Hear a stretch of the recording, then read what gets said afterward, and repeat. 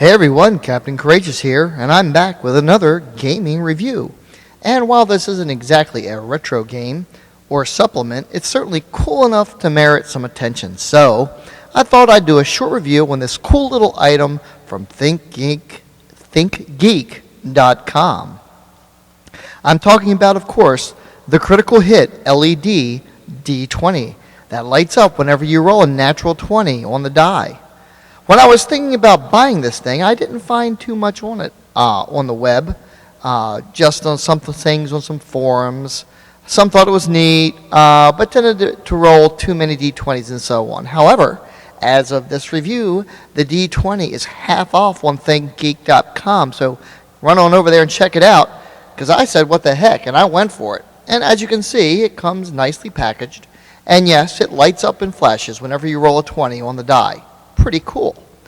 One thing to point out here is that in comparison to the size of a standard d20, it's a bit large. However, the numbers are really easy to read. No glasses required. And for those older gamers, that might just come in handy if you're like me.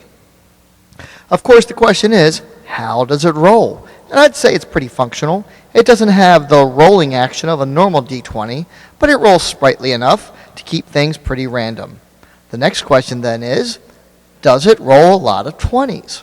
The answer to this particular question required a bit of a scientific approach. The ideal ratio, of course, is to roll 1 20 for every 20 rolls. But that's a very unlikely result with any die, unless you have rolled thousands upon thousands of times.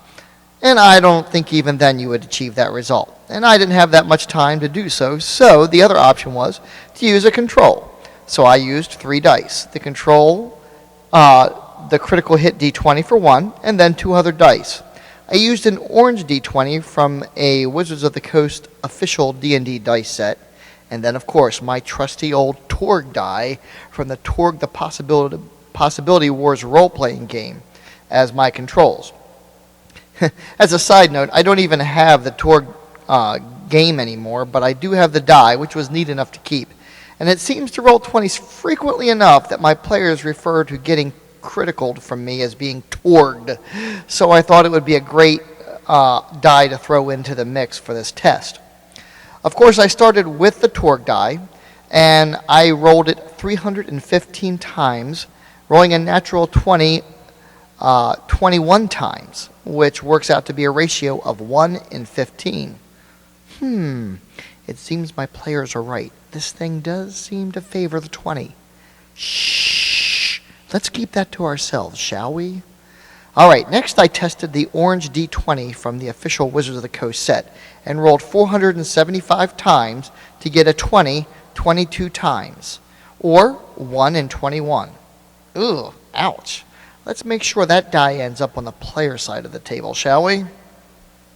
Okay, and lastly, I went to the d20 LED critical hit die, rolling 526 times to get a 20 32 times, or 1 in 17. Actually, that's not too bad. It does seem to roll a 20 with a bit of frequency, and your results may vary, but the one I received seems pretty fairly weighted. There is a bit of a rattling noise when you shake it, but I suspect this has more to do with the little weight inside of it, which acts as a switch. Either way, it's a fun little novelty item and well worth the price, and I'm putting it out on my table for my players to have some fun with.